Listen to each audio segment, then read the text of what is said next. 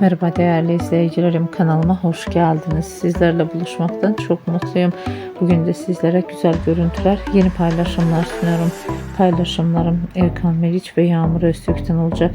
Birbirine yakışan çifte kumrulardan mutlu görüntüler, romantik paylaşımlar geldi. Görüntüleri bir araya toplayıp sizlere sunuyorum. Umarım beğenirsiniz. Benden bu kadar. Hoşça kalın arkadaşlar.